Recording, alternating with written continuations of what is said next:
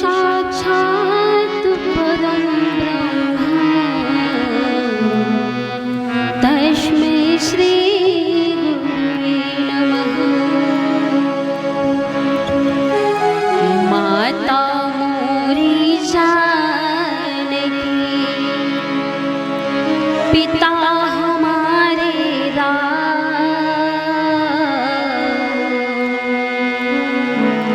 भाई संत समाज सब है सत्संग मकान। जप बल तप बल बाहुबल चौथा बल है दान। मेरे तो एको नहीं पाहि पाहि श्री राम। हो पाहि पाहि श्री राम। जिनकी सेवा भाव से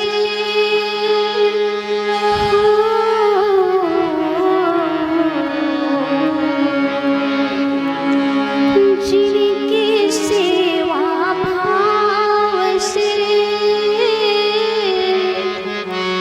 मुक्त भये श्री राम। ऐसे वीर हनुमान को बारंबार प्रणाम। हो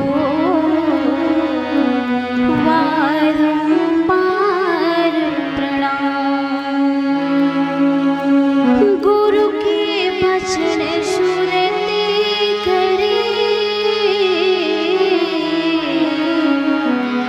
राम चरण मन लाग।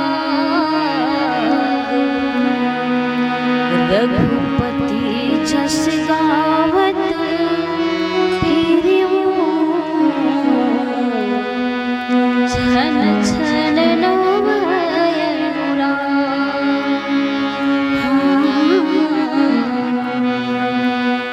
छन छन नवय अनुराग।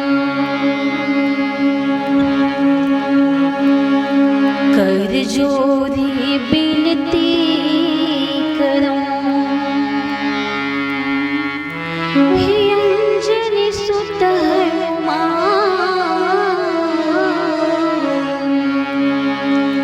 राम लखन श्री जानकी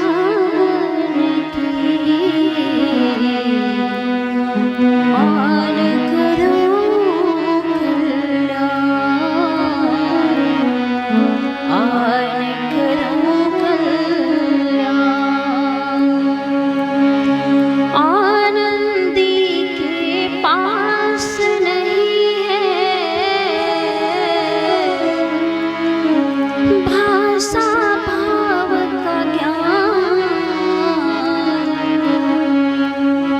हे राम कथा रस रसिक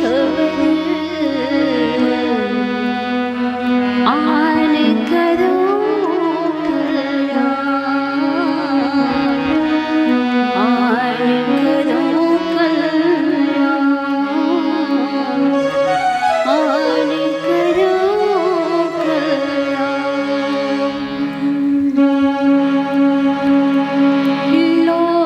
लोकाभिराम रणरंग धीरो राजीवन नेत्र रघुवंशनाथ कारुण्यरूपं करुणाकरं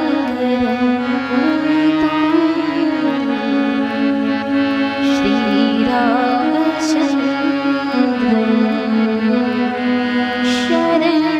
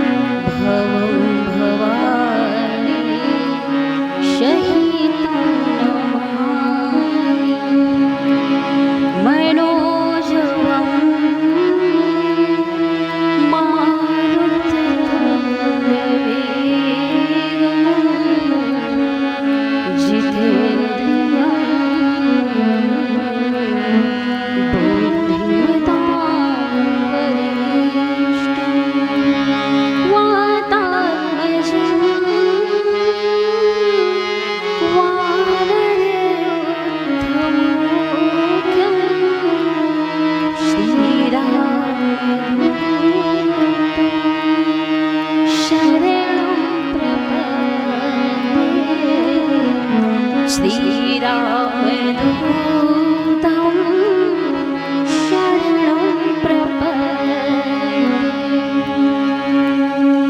सीताराम राम राम राजा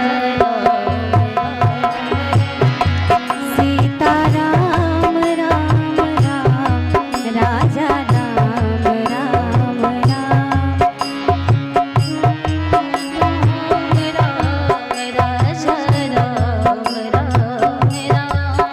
सीताराम राम राम राजा राम राम सीताराम राम राम राजा सीताराम राम राम राजा राम राम राजा राम राम राम सीताराम राजा राम राम राम सीताराम राम राम जहि विधि होई नाथ हित मोरा जेहि विधि होई नाथ विधि मोरा जहि विधि होई नाथ हित मोरा जेहि विधि होई नाथ विधि मोरा बेगी सुखर दास मय तोरा वेगी सकल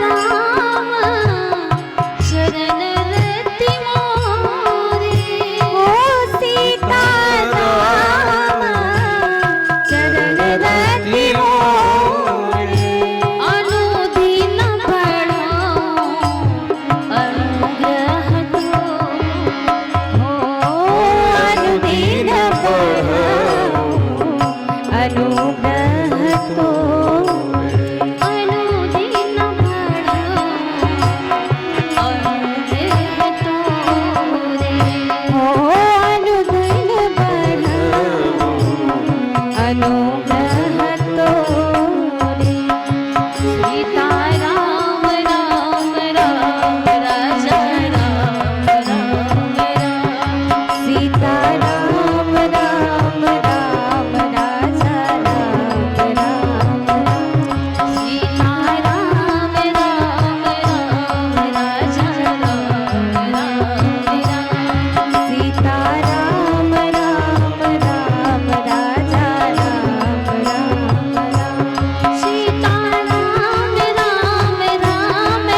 राम राम सीताराम राम राम राजा राम राम सीताराम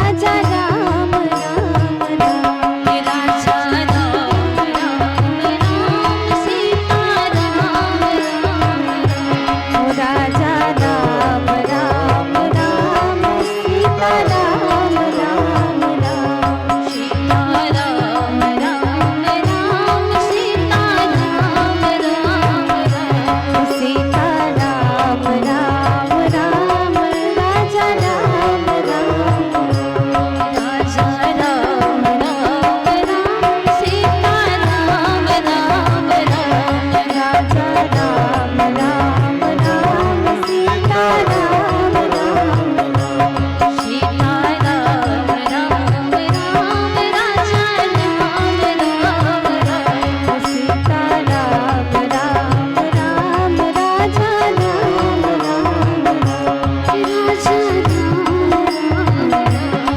राजा राम राम राजा राम राम ओ सीताराम राम राम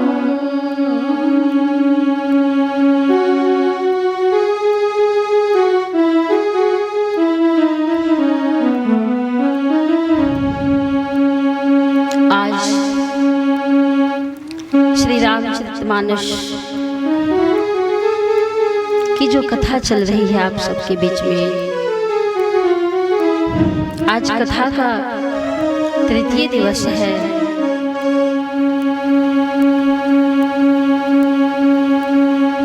तो कल मैं आप सबके बीच में सत्संग की चर्चा कर रहे थे कि सत्संग का जीवन में क्या लाभ है, क्या प्रभाव है।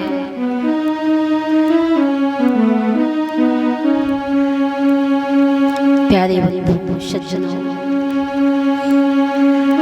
जिस ग्रंथ की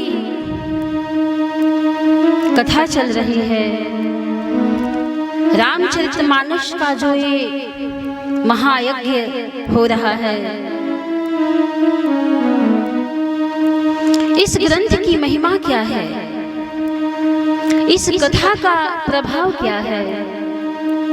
जो रामचरितमानस है यह कोई साधारण ग्रंथ नहीं है। यह जो कथा है रामचरितमानस की सभी कथाओं की तरह नहीं है। इस कथा की अद्भुत महिमा है। इसका प्राकट्य बड़ा ही अनोखे ढंग से हुआ है। इस कलयुग के जीव के लिए, मनुष्य के जीवन के कल्याण के लिए पूज्यपाद श्री गोस्वामी तुलसीदास जी ने इस कलिकाल के लिए 7 जहाज को प्रकट कर दिया। वैसे परम पूज्य महाश्री गोस्वामी तुलसीदास जी के मैं चरणों में वंदन करती हूँ। वो सप्त जहाज क्या है? बंदो तुलसी के चरण, जिनकी हो जग काज, कल समुद्र बूढ़त लख्यो, प्रगट्यो सप्त जहाज, प्रगट्यो सप्त जहाज। गोस्वामी जी ने 7 जहाज को प्रकट किया। वो 7 जहाज कौन है? तो प्रथम जहाज है बालकांड, दूसरा है उत्तरकांड और तीसरा जहाज है बालकांड है, दूसरा है अयोध्या कांड है, तीसरा है अरण्य कांड है, तीसरा जहाज है मानस का, चौथा जहाज किष्किंधा कांड है, 5वां जहाज रामचरितमानस का जो है सुंदर कांड है, और 6वां जहाज लंका कांड है, और 7वां जहाज उत्तर कांड है। कलयुग के जीव के लिए ये 7 जहाज परिपूर्ण है, अद्भुत महिमाशाली हैं पार करने के लिए। तो आप किसी भी जहाज पर बैठ जाएं, आप पार हो सकते हैं। चाहे बालकांड रूपी जहाज पे बैठे या अयोध्या कांड रूपी जहाज पे बैठे, ऐसे करके 7 जहाज हैं। इस कथा का प्राकट्य अद्भुत ढंग से हुआ। आप जानते हैं वेद पुराण को क्या कहा गया है? वेद पुराण क्या है? वर्णन आता है, बाबा ने मानस में इंगित किया है, इशारा किया है कि सुमति भूमि थल हृदय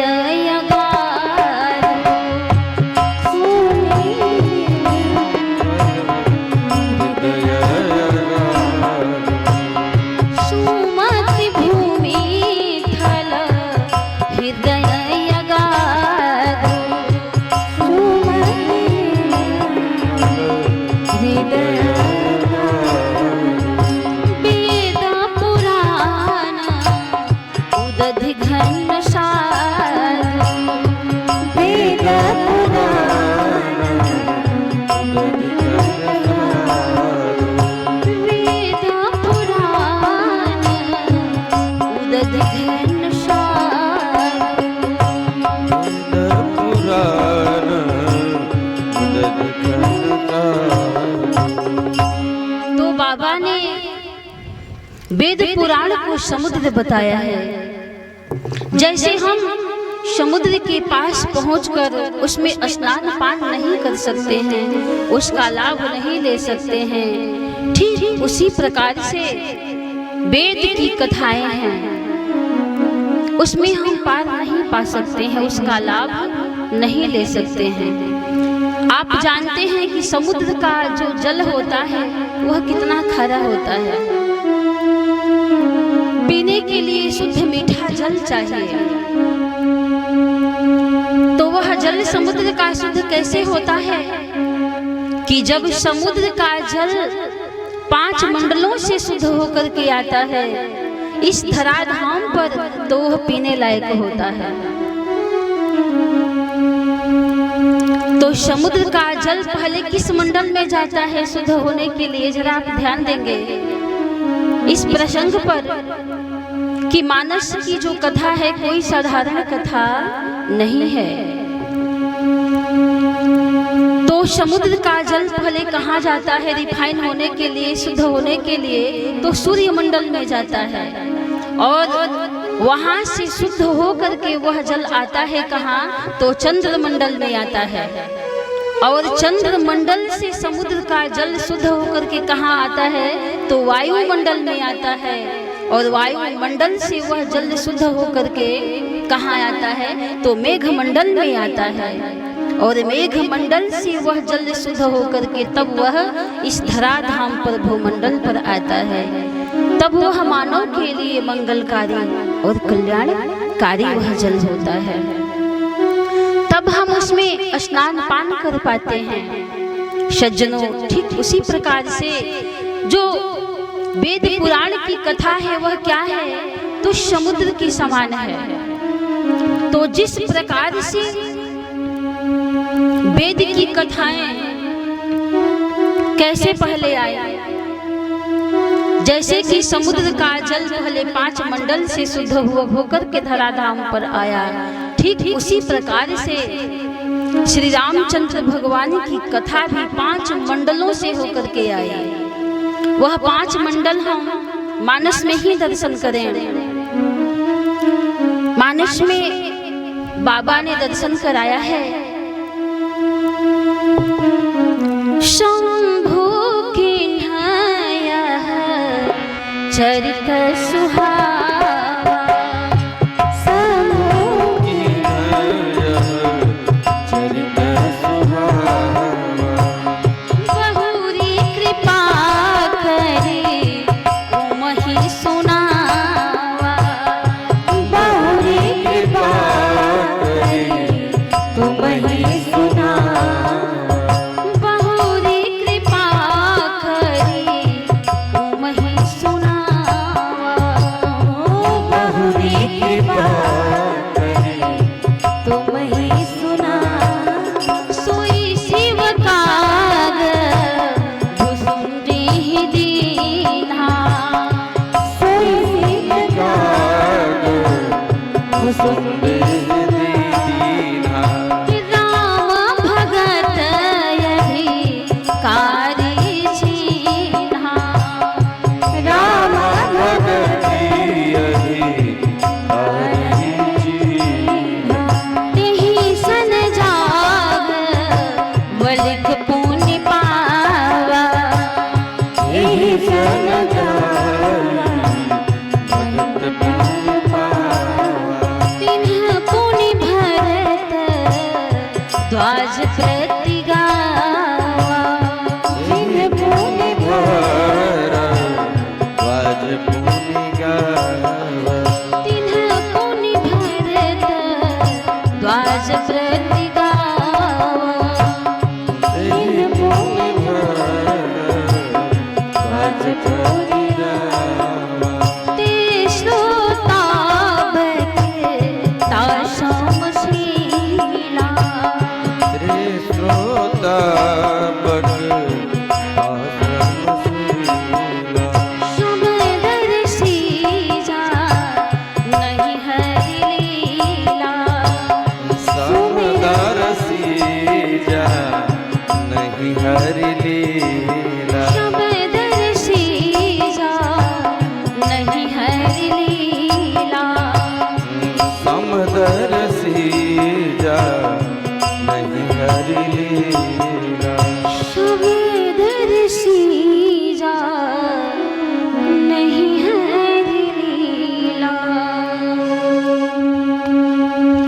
इस तरह से 5 मंडल से जैसे जल शुद्ध होकर के आया, ठीक उसी प्रकार से ये भगवान राम की कथा भी 5 मंडलों से आई। तो कथा का 5 मंडल क्या है? तो सूर्य मंडल है भगवान शिव, दूसरा चंद्र मंडल कौन है कथा का? तो पार्वती जी हैं। तीसरा राम कथा का जो मंडल है वह कौन है? तो वायु मंडल कागभूषुंडी जी हैं। और चौथा कथा का मंडल कौन है? तो कहा गया है कि चौथा मंडल याज्ञवल्क्य जी हैं। 5वां मंडल भरद्वाज मुनि जी हैं।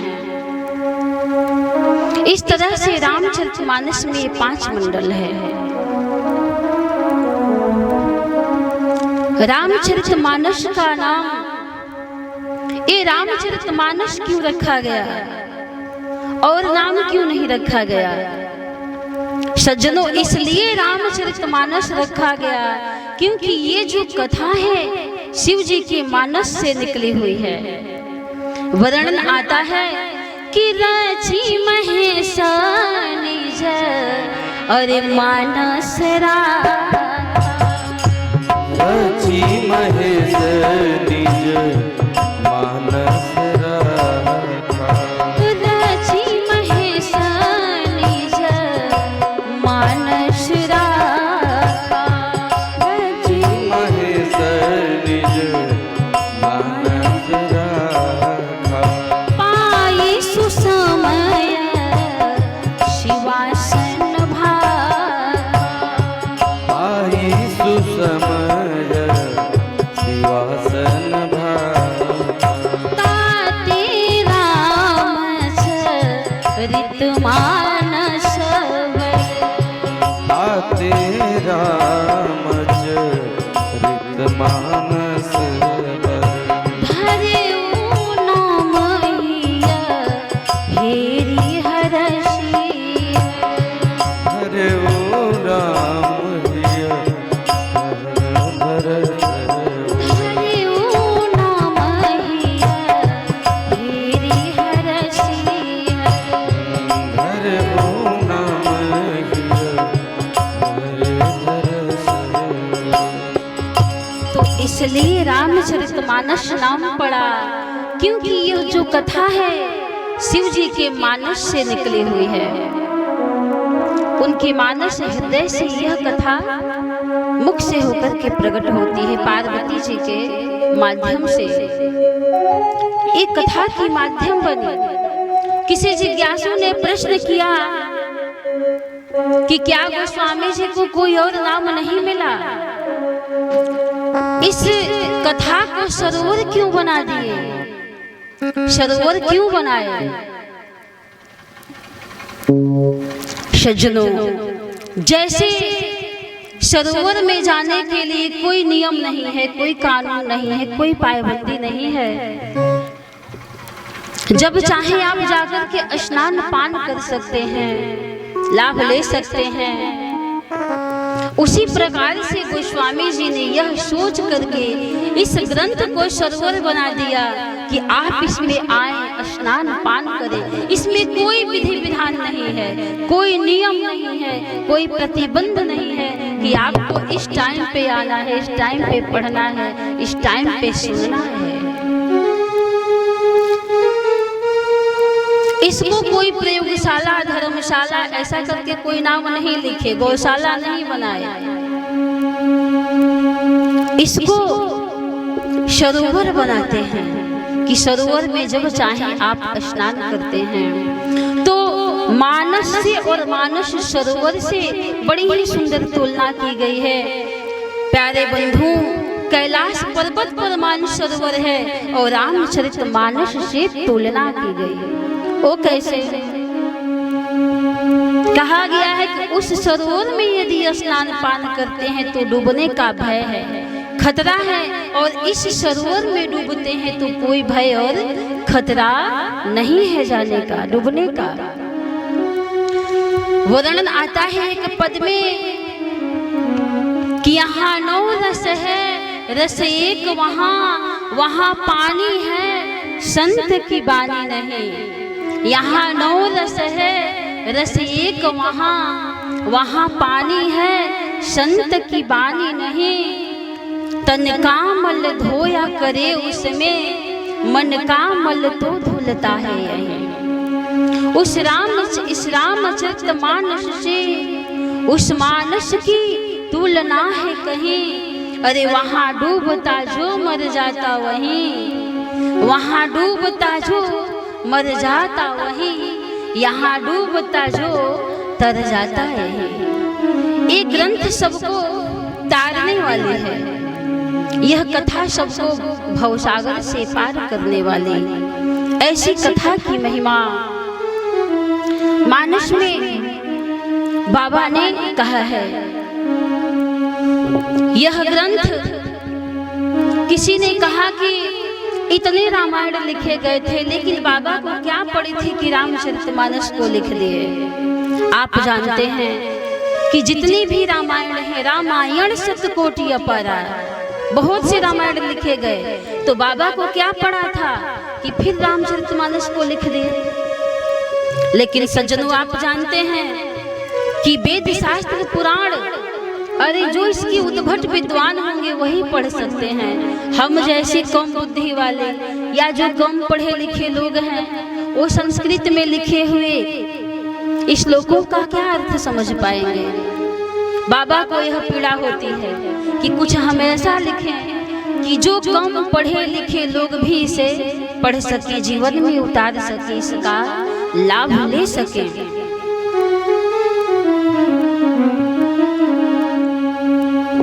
इसको सोच करके बाबा ने रामचरितमानस को साधारण भाषा में, गांव गंवई की भाषा में लिखते हैं। आप जानते हैं कि किस प्रकार से इस ग्रंथ का प्राकट्य हुआ, इसको मैं अधिक विस्तार नहीं करूंगी।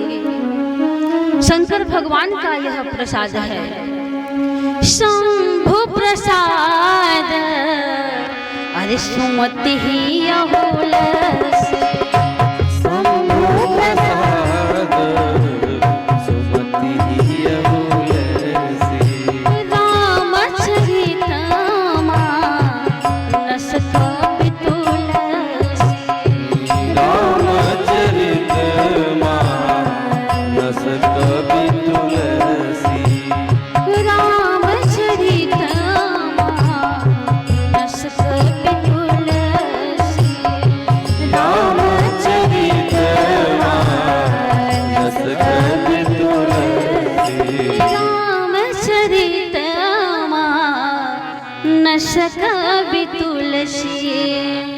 और इस ग्रंथ का जब प्राकट्य हुआ, काशी के विद्वान विरोध करने लगे।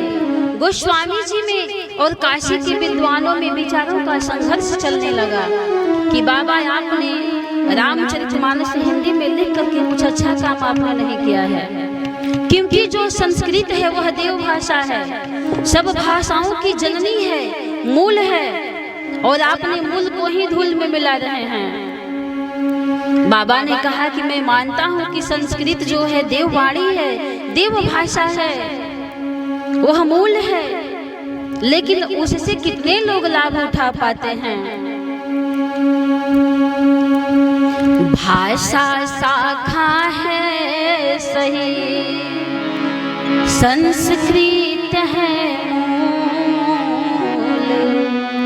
मूल धूल में रहता है, और शाखा में फल। हाँ, शाखा में फल। मैं मानता हूँ कि संस्कृत महान है, लेकिन है कैसा कि संस्कृत है नारियल, अरे भोरत में कठिनाई, गड़ी फोर तुलसी धरी, जो चाहे सो खाए, हो जो चाहे सो खाए।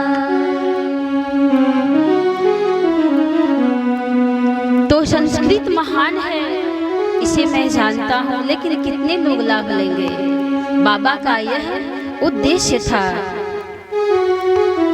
यह सोच करके वो हिंदी में लिखते हैं। लेकिन जब हिंदी में लिख देते हैं, संवत 1631 करम कथा हरिपद भरी सीसा, नौमी भौम बार मधुमाशा, अवधपुरी यह चरित्र प्रकाशा। जब प्राकट्य हो जाता है, लिख देते हैं, तो इतना ईर्ष्याडाह बढ़ जाता है काशी के विद्वानों को कि इस ग्रंथ को चोरी करने के लिए चोरों को लोग भेज देते हैं कि जाओ इनके ग्रंथ का ही चोरी कर लो, कि ना रहेगा ना इस ग्रंथ का, इस रामचरितमानस का ये प्रचार करेंगे। जब चोर पहुंचते हैं इस ग्रंथ की चोरी करने के लिए, रात्रि में गोस्वामी जी अपनी कुटिया में सोए हुए थे। चोर जब दूर से उस कुटिया को देखते हैं तो क्या देखते हैं कि दो नव युवक सांवले और गोरे वर्ण के धनुष बाण लेकर के पहरा दे रहे हैं, रखवाली कर रहे हैं। कहा जाता है प्यारे बंधुओं कि उसका कौन बिगाड़ सकता है, जिसके रक्षक भगवान हो, कोई बिगाड़ नहीं सकता है। पद में वर्णन आता है कि बालन बांका होता उसका, बालन बांका होता उसका, बालन बांका होता उसका, बालन बांका होता उसका, जिसका रक्षक दया निधान मारने वाला है भगवान, बचाने वाला है भगवान, मारने वाला है भगवान, बचाने वाला है भगवान। बालन बांका होता उसका, बालन बांका होता उसका, बालन बांका होता उसका, ओ बालन बांका होता उसका, जिसका रक्षक दया निधान मारने वाला है भगवान, बचाने वाला है भगवान, मारने वाला है भगवान, बचाने वाला है भगवान। मारने वाला है भगवान, बचाने वाला है भगवान। मारने वाला है भगवान, बचाने वाला है भगवान।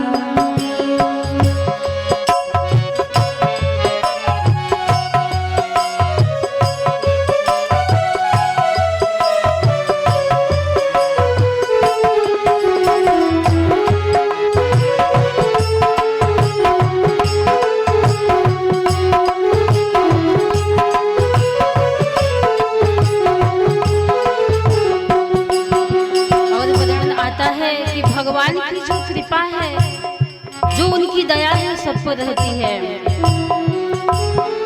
जल थल अग्नि आकाश पवन पर केवल उनकी सत्ता, केवल उनकी सरता, जल थल अग्नि आकाश पवन पर केवल उसकी सत्ता, हो केवल उसकी सरता, केवल उसकी सरता। प्रभु इच्छा के बिना यहाँ पर हिल न सके कोई पत्ता, हो हिल न सके कोई पत्ता,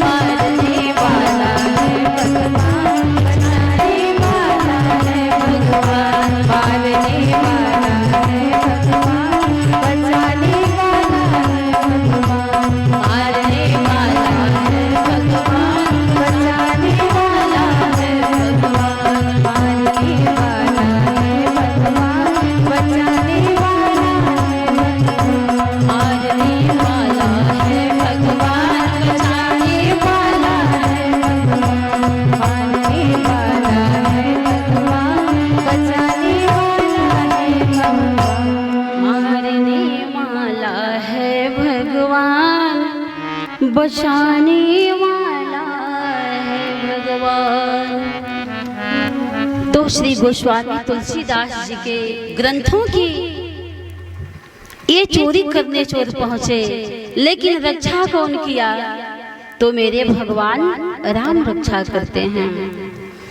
मानस में भी बाबा ने दर्शन कराया है कि भगवान का कोई कितना हो अपराध कर दे, अहित कर दे, और रुष्ट नहीं होते हैं, लेकिन जो उनके भक्तों का करता है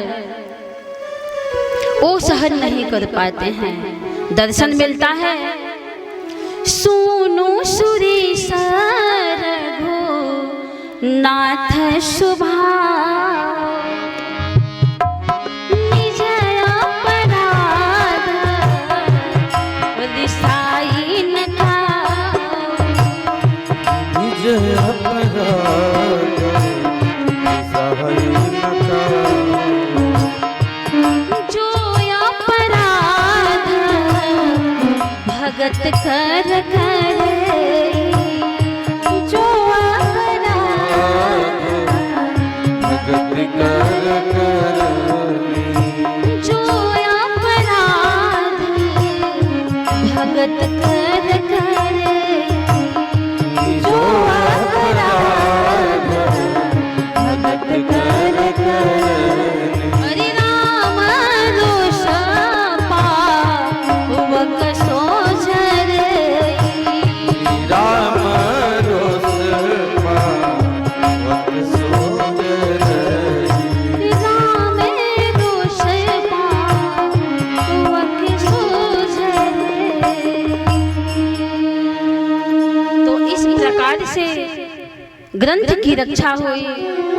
सज्जनों, कहा जाता है कि कथा में, सत्संग में चारों युग चले आते हैं। ये मत सोचिए कि ये कलयुग है तो कथा में केवल कलयुग का ही युग चल रहा है, नहीं। जो कथा है इसमें चारों युग उपस्थित हो जाते हैं। आप कहेंगे कैसे? तो सतयुग की पूजा क्या है? कृते जोग सब जोगी विज्ञानी, कृत जुग समझो की विज्ञानी।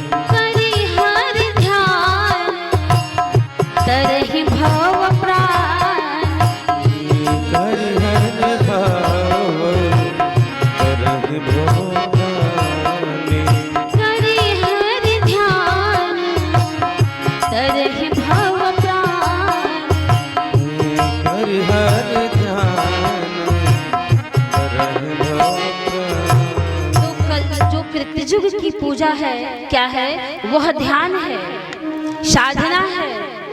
और सत्संग में क्या होता है कि हम भगवान के स्वरूप का ध्यान करते हैं, चिंतन करते हैं। जब संकल्प लेना होता है तो हम परमात्मा का चिंतन करते हैं, ध्यान करते हैं। जरा इस प्रसंग को आप सावधानी पूर्वक सुनेंगे कि कलयुग में भी चारों युग कथा में, सत्संग में कैसे उपस्थित हो जाते हैं।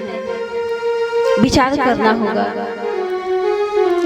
तो जो हम कथा में पूजन करते हैं, रामचरितमानस की और व्यास का पूजन, तो व्यास को भी विष्णु रूपाय कहा गया है।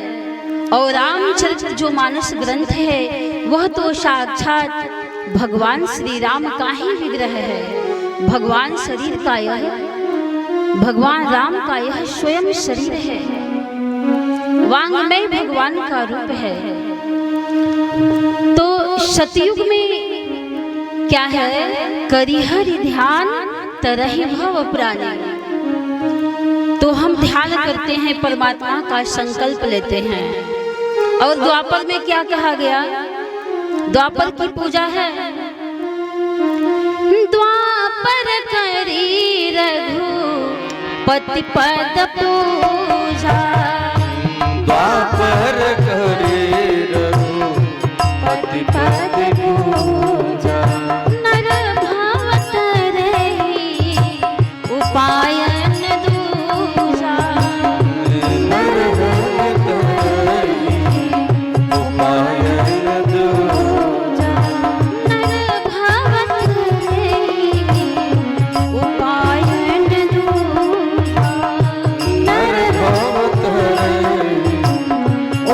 नयन दूजा। तो द्वापर में भगवान के चरण की पूजा होती है और यहाँ मानस की पूजा। अब त्रेता में यज्ञ की विधान बताई गए है। त्रेता विविध यज्ञ नर करहि, आ प्रभु ही समर्पी कर्म भव तरहि। यज्ञ होता था, उसमें हवन होते थे। तो आज भी कथा में हम संकल्प लेते हैं, हवन करते हैं। यह क्या है? त्रेता की पूजा है। और कलयुग में क्या कहा गया कि कलयुग में भी क्या है? कलयुग की पूजा है भगवान का संकीर्तन, भगवान का नाम जप करना। कलयुग केवल हरि गुण गा, कलयुग केवल हरि गुण गावत नर पावहि वही भव था। गावत नर वही भव था। गावत नर पावहि वही भव था। गावत नर वही भव था। तो कलयुग में संकीर्तन है और कथा में भी हम भगवान का नाम लेते हैं, संकीर्तन करते हैं। किसी जिज्ञासु ने प्रश्न किया कि त्रेता में भगवान राम थे, द्वापर में भगवान कृष्ण थे। लोगों ने दर्शन किया, उनके चरणों का ध्यान किया, तब भगवान से प्रेम हुआ, उनके प्रति श्रद्धा उत्पन्न हुई, भाव उत्पन्न हुए। लेकिन कलयुग के लोगों का प्रेम कैसे बढ़ेगा, भाव कैसे बढ़ेगा परमात्मा के चरणों में? वो भगवान कैसे मिलेंगे? कलयुग का मानव भगवान को कैसे प्राप्त करे, कैसे मुक्ति हो? उस समय तो लोग भगवान कृष्ण को देखे थे द्वापर में। त्रेता में त्रेता के भक्त, त्रेता के जीव भगवान राम को देखे तो उनके चरणों में प्रेम हुआ, भाव बढ़ा, प्रेम बढ़ा। लेकिन कलयुग में कैसे? और बाबा तो ये कहते हैं कि भगवान के चरणों में प्रेम करो, नहीं लगाओ। सखा परम पर मारथ सखा परम पर मारथ सखा परम पर मारथ सखा परम पर मारथ मन क्रम भसन राम पद ने मन क्रम बचन राम करे। मन क्रम भसन अरे राम पद ने मन क्रम भसन राम पद ने। तो गोस्वामी जी का आदेश है कि परमात्मा के चरणों में प्रेम करो। कलयुग के जीव ने कहा कि महाराज प्रेम कैसे हो?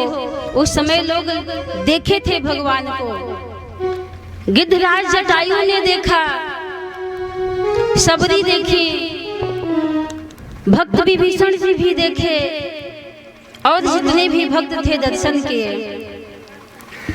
सबके विषय में वर्णन आता है कि जटायु जी देखे थे भगवान के चरण को, तभी तो उनके चरणों की रेखा का वो स्मरण करने लगे।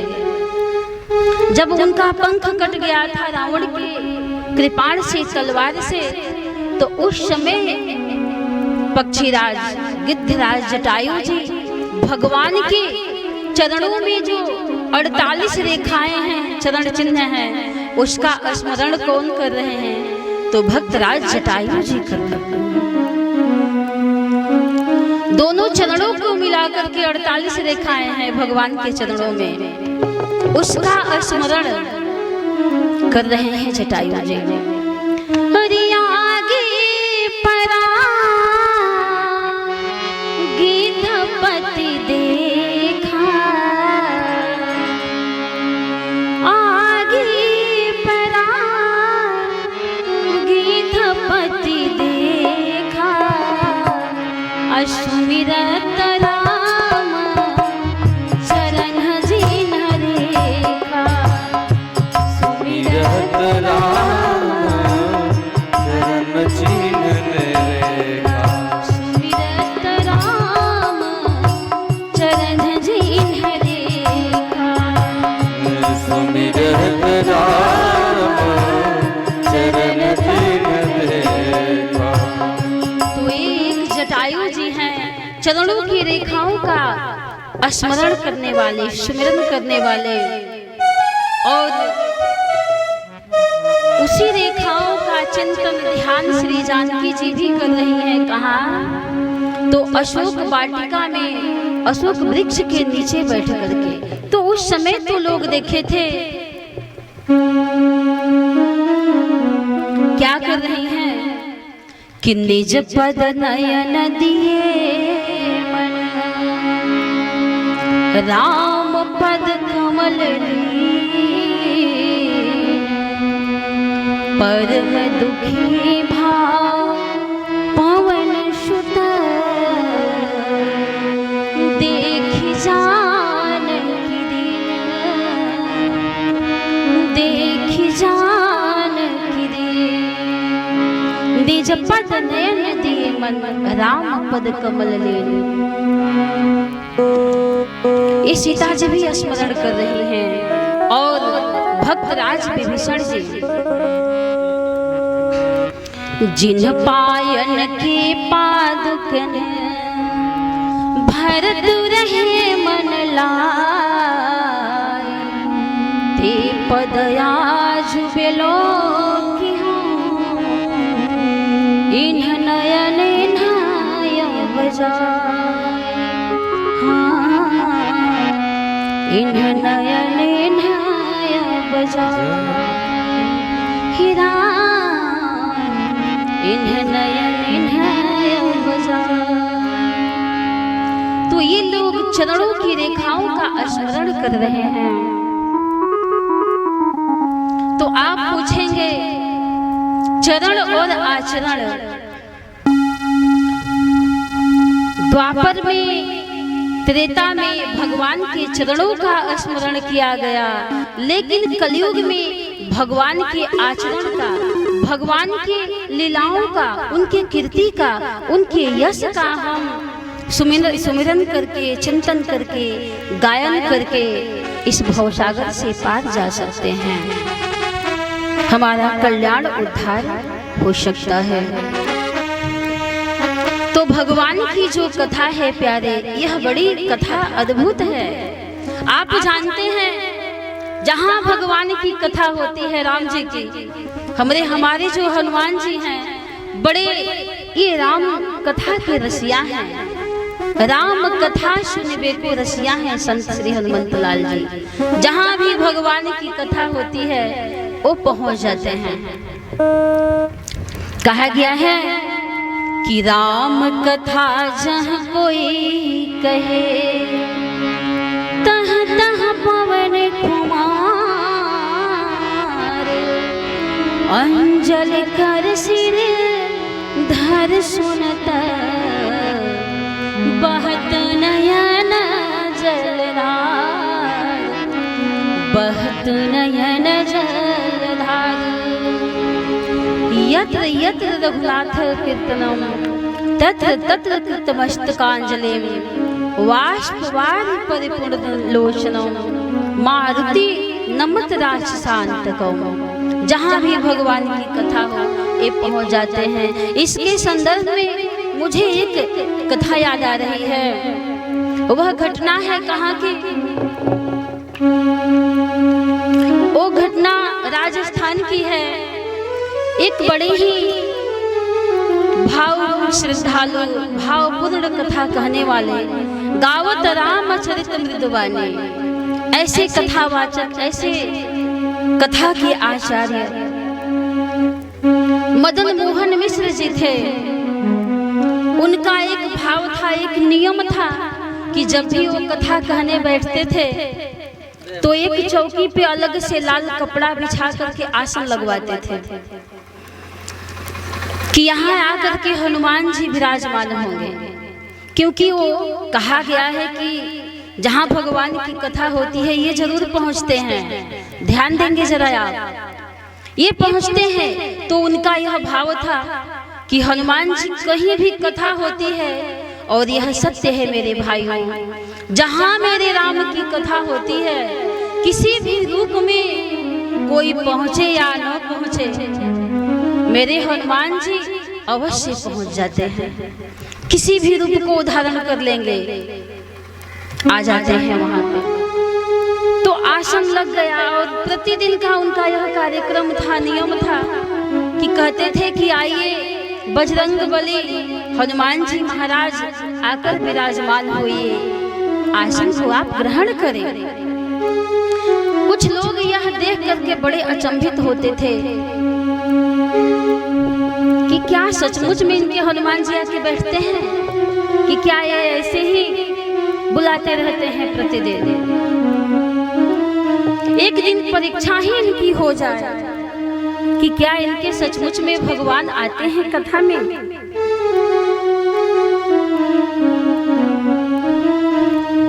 बहुत से ऐसे लोग होते हैं तार्किक तर्क करने वाले, कि जो कोई तर्क की सीमा नहीं होती है और हर किसी का परीक्षण करने में लगे रहते हैं। वो किसी की तुलना करते रहते हैं।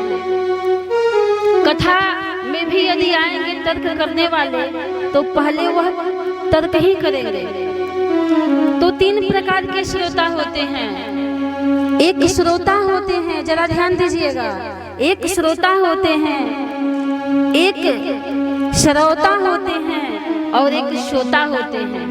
ये तीन होते हैं। एक श्रोता कौन है? जो कथा में आए और सो जाए, नींद आ जाए उनको। और श्रोता कौन होते हैं? जो कथा को प्रेम पूर्वक सुनते हैं, वो श्रोता है। और तीसरे कौन है? तो श्रोता के समान होते हैं, जो कथा को केवल काटने में ही लगे रहते हैं। ये सही नहीं है, ये सही नहीं है, वो सही नहीं है, केवल कट करते रहते हैं, काटते रहते हैं। ऐसे ऐसे तार्किक वो तुलना करने में रहते हैं कि कितने परसेंटेज ये संत हैं कि असंत हैं, साधु हैं कि क्या है, मिलान करने में ही रहते हैं। ऐसे ही मदन मोहन मिश्र जी के उस कथा में एक तार्किक बैठा था। कहा, महाराज आप रोज बुलाते हैं कि आइए बैठिए, क्या आपके हनुमान जी आते हैं क्या? जो रोज चौकी पे आसन लगवाते हैं, एक विडंबना फैला के रखे हैं आप। तो महाराज जी ने कहा, मदन मोहन मिश्र जी ने, कि हाँ हनुमान जी रोज कथा में आते हैं, मुझे पूर्ण विश्वास है। तो कहा कि ठीक है, तब कल परीक्षण ही हो जाए कि आपके हनुमान जी आते हैं। तो इसका कैसे पता चलेगा कि हनुमान जी आपके चौकी पे बैठे हैं? कहते हैं कि ठीक है, कल आप लोग इसका परीक्षण कर लीजिएगा। कथा समाप्त होती है, सब अपने अपने घर जाते हैं। वो भी बेचारे महाराज जी भी कथा कह करके चले गए। रात भर उनको नींद नहीं आई, भगवान से प्रार्थना करते रह गए हनुमान जी से कि हे हनुमान जी, आप मेरी लाज रखना, मेरे वचन को, मेरे मान को, मेरे सम्मान को धूल धूसरित मत होने देना, मेरी मर्यादा को, मेरी लज्जा को प्रभु बचा लेना। रोते बिलखते रहे, प्रार्थना करते रहे, अनुनय विनय भगवान से करने लगे। हे नाथ, आप सबके सहायक बने हैं। त्रेता में भगवान राम के सहायक आप बने, द्वापर में भगवान आप कृष्ण के सहायक बने। आज आप हमारी सहायता आप करें। सुबह जब कथा का समय होता है, सारे लोग इकट्ठे होते हैं। आप भी गौर करेंगे जरा, ऐसे उतनी भीड़ नहीं होगी कथा में। मानस में 4 घाट पे कथा चलती है, मैं आगे वर्णन करूंगी। कथा में ऐसे भीड़ नहीं होगी, लेकिन जिस दिन लक्ष्मण परशुराम संवाद हो या कोई टकरार हो, अच्छी बातें हो, वहां पर भीड़ नहीं। कथा में बुलाना पड़ता है, निमंत्रण देना पड़ता है, लेकिन जहाँ लड़ाई होती है, जहाँ यदि झगड़ा हो जाए, मार हो जाए, तो क्या किसी को बुलाना पड़ता है जी? बुलाना नहीं पड़ता है, अपने आप लोग पहुंच जाते हैं। कहते हैं जब रामलीला गांव में हो तो ऐसे कोई नहीं पहुंचेगा, जब विवाह हो, जन्म हो, तो उतने लोग नहीं पहुंचेंगे। आज रामलीला में कौन सा प्रसंग है? लक्ष्मण और परशुराम संबंध है, सबको जाना चाहिए। कैसे टकरार हो रहा है लक्ष्मण जी में और परशुराम जी में, यह देखने के लिए तो मदन मोहन मिश्र जी के भी कथा में अगले दिन, दूसरे दिन काफी भीड़ इकट्ठा हो गई। कथा पंडाल में लग गई भीड़ कि किसकी जीत होती है, किसकी हार होती है, यह देखने के लिए कि क्या सचमुच में इनके हनुमान जी आते हैं। सारे लोग बैठे, ये अपना मंगलाचरण किए, कीर्तन किए, और प्रतिदिन की भांति जो इनका भाव था, जो प्रेम था, हनुमान जी को बुलाया, हे अनंत बलवंत हनुमंत लाल जी, आप आइए, आसन पे विराजमान होइए, हे बजरंग बली। जब इतना एक कह लेते हैं तो तार्किक सामने आता है, कहता है कि ये बताइए, अब मैं अपना जो कार्यक्रम है मैं वो चालू करूं, अब मैं परीक्षा लूं। यदि आपके हनुमान जी आकर बैठ गए हो आसन पे तो हमको बताइए। तो मदन मोहन मिश्र जी ने कहा कि हाँ, आकर के बैठ गए हैं महावीर संत हनुमंत लाल जी।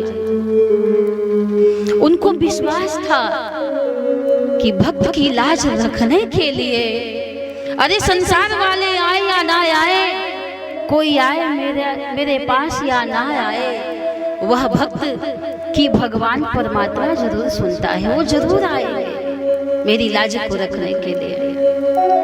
कहते हैं हाँ गए। तार्किक ने एक दो श्रोताओं से पूछा, अच्छा बताओ तुम लोग, कहीं पूंछ दिखाई पड़ रही है क्या? कहीं पूंछ दिखाई पड़ रही है? हमको तो कहीं नहीं दिखाई पड़ रही है कि आकर हनुमान जी बैठे हैं।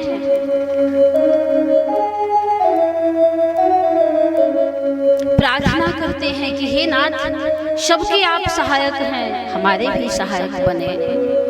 कहता है कि ठीक है, मैं अब कोशिश कर रहा हूं। मदन मोहन मिश्र जी ने कहा कि पहले ये बता करके जाओ हमें कि यदि तुम हार जाओगे तो क्या करोगे? परीक्षा लेने के लिए जा रहे हो, यदि तुम हार जाते हो तो क्या तुम करोगे? तो उस तार्किक ने कहा कि यदि मैं हार जाऊंगा आज, तो आज से मैं आपका दास बन जाऊंगा, आपका सेवक बन जाऊंगा, और हनुमान जी के भी सेवक बन जाऊंगा अपने काम को छोड़कर। कहा कि ठीक है, आप परीक्षा लीजिए।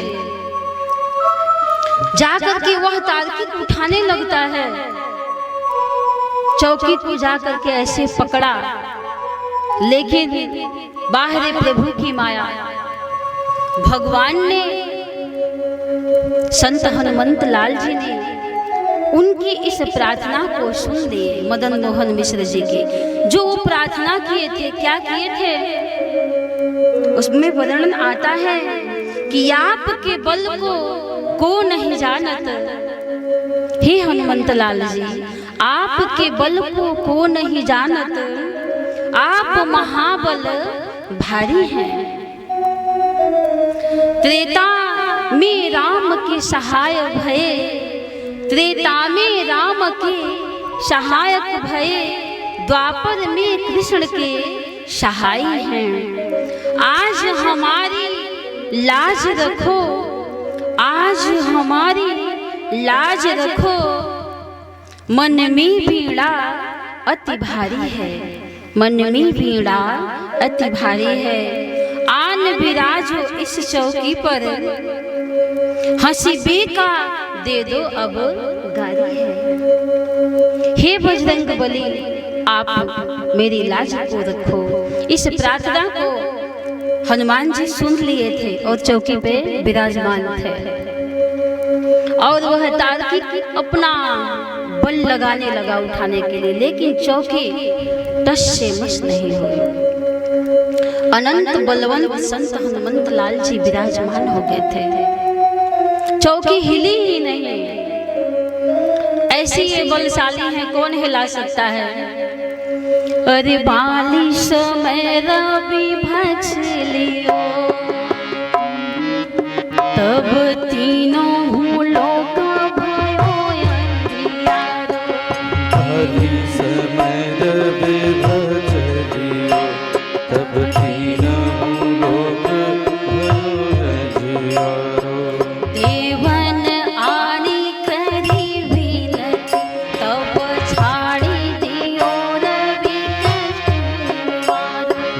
देवन आनी करी विनती, तब छाड़ी दियो रवि कष्ट निवारो। वाली समय रवि भक्ष लियो,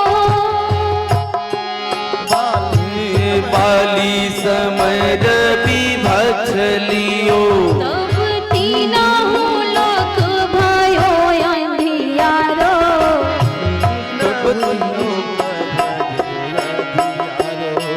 देवन आनी करी विनती, तब छाड़ी दियो रवि कष्ट निवारो। त्राहि सो त्रास भयो जग को यह, संकट कहु सो जात न तारो। त्राहि सो त्रास भयो जग को यह, आहु सो संकट जात न तारो। देवन आनी करी विनती, तब छाड़ी दियो रवि कष्ट निवारो। को नहीं जानत है जग में कपि, संकट मोचन नाम तिहारो। को नहीं जानत है जग में कपि, संकट मोचन नाम तिहारो। तो इस प्रकार से इनके बल का वर्णन आता है कि बाल समय रवि भक्ष लियो, तब तीनों लोग भयो अंधियारो। इतनी ये बलशाली है। तो कहने का अभिप्राय यह है कि जहाँ भगवान की कथा होती है, संत हनुमंत लाल जी पहुंच जाते हैं। वर्णन आता है पद में कि अरे छम छम नाचे देखो वीर हनुमाना,